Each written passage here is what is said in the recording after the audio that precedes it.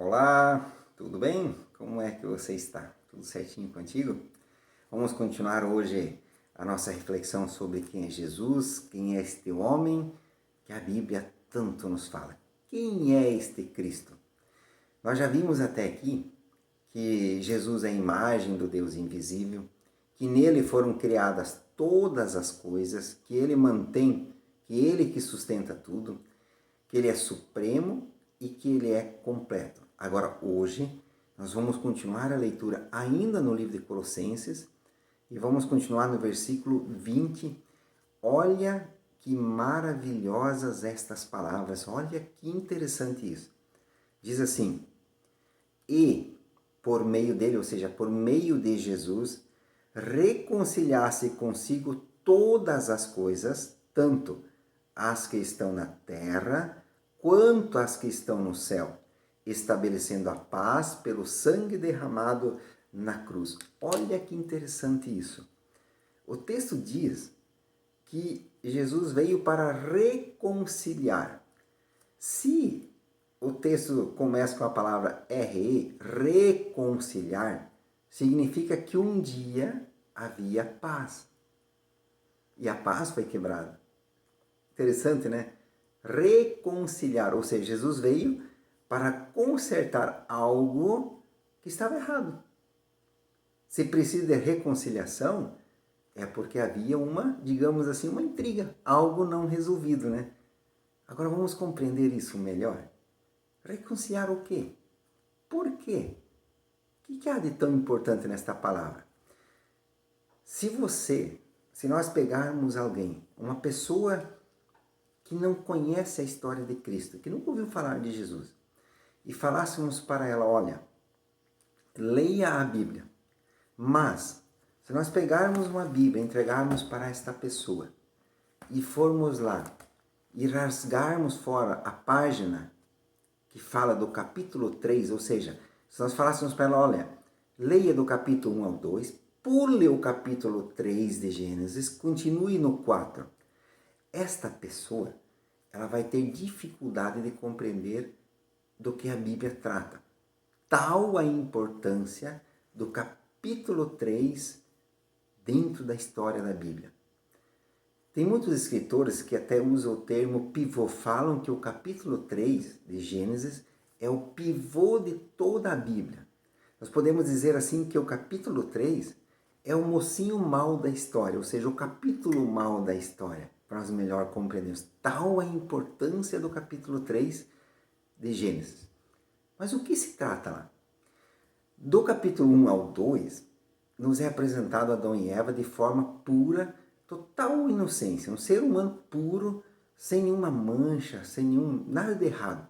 Ele tinha uma conexão direta com Deus, o tanto que a Bíblia, em vários momentos lá no começo da Bíblia, ela nos apresenta Deus falando de uma forma muito direta com Adão, dando instruções claras, dizendo, Adão, ó, faça isso, faça aquilo, dando instruções claras, dizendo, ó, cresçam, multiplicam-se, encham a terra, dominem sobre a terra, deem nome aos animais, enfim, tantas coisas que Deus fala com Adão e Eva aqui. Agora, no capítulo 3, acontece algo terrível, que afetou a toda a humanidade após aquele momento e vai continuar afetando até a volta de Jesus. Por quê? Porque no capítulo 3 entra o pecado. Deus, ele deu uma instrução muito clara a Adão, e dizendo, não coma de tal fruto. E eles comeram. Tinha algo de errado com aquela fruta? Não, nada de errado, nada de errado.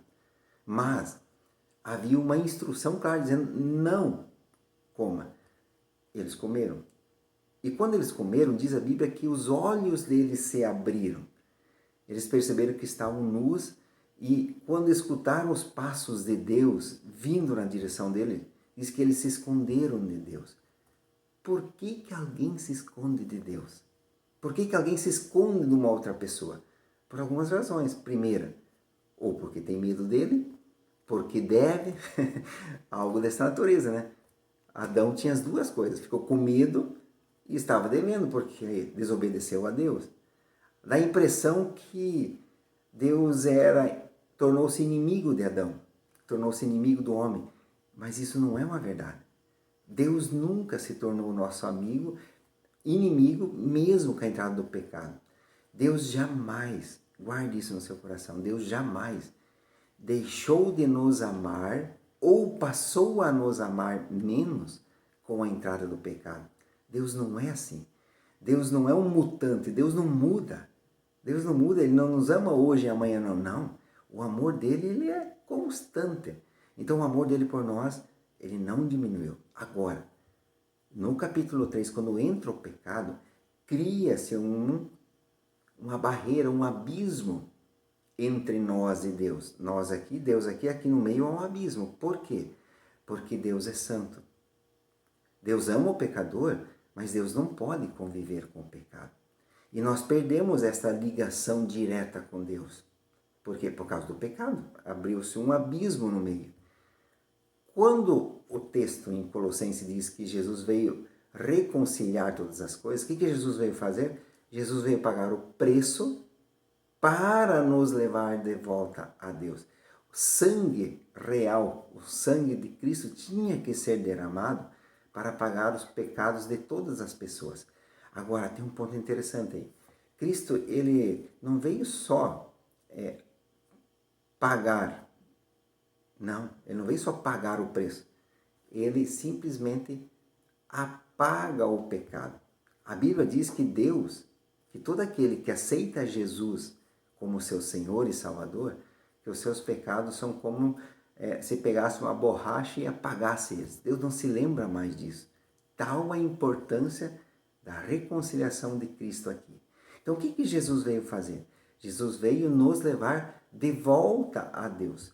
Por isso que todo aquele que recebe Jesus como seu Senhor e Salvador, que reconhece isso, que aceita isso, nós podemos entender isso.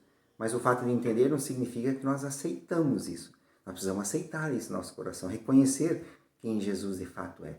E quando nós fazemos isso, nós somos novamente conectados direto a Deus. Por quê? Porque Jesus é a ponte. Há um abismo. A ponte é Jesus. Então Jesus nos liga direto a Deus. Olha que interessante, né? Ou seja, nós não precisamos ter medo de Deus. Nós temos conexão direta. Adão se escondeu quando pecou. Mas nós não precisamos se esconder de Deus. Não precisamos ter medo dele. De forma alguma. Por quê? Porque Jesus já pagou o preço. Já pagou o preço de todos os pecados. Não há pecado que não tenha sido pago naquela cruz. A maldade entrou no mundo quando entrou o pecado. Agora, a paz entrou também na nossa relação com Deus quando Jesus morreu na cruz. Interessante, né? Então Jesus veio nos reconciliar com Deus.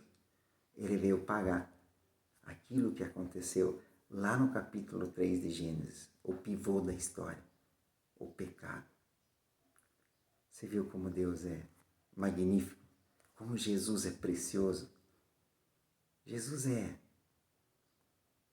simplesmente incrível, maravilhoso. O amor que Ele teve por mim, por você, é algo que nós temos até dificuldade de compreender de tão grande que isso é. Alguém deixar o seu reinado e vir derramar o sangue dele na cruz, para que eu e você pudéssemos ser reconciliados com Deus, sermos levados de volta a Ele. Lindo isso, né? Essa história de Jesus é magnífica. Eu quero dizer para você, leia essa história. Leia mais. Leia todos os evangelhos. Tem muita coisa maravilhosa ali. Amém? Prazer falar contigo. Uma alegria estarmos juntos novamente. E eu quero dizer a você, Deus jamais deixou de nos amar. Deus jamais deixou de amar você, a mim, por causa do pecado. Mesmo que hoje nós voltemos a pecar, o amor dele por nós não vai diminuir. Não. Por quê? Porque o sangue de Jesus nos leva de volta a Ele sempre. Já pagou os pecados. Pagou os meus, pagou os teus, pagou de toda a humanidade. Este Cristo é maravilhoso. Amém? Que Deus te abençoe. Que Deus te conceda um incrível envolvimento com Ele, um relacionamento profundo com o Espírito Santo e que em tudo você possa honrar e engrandecer a Deus. Amém? Deus te abençoe e até a próxima.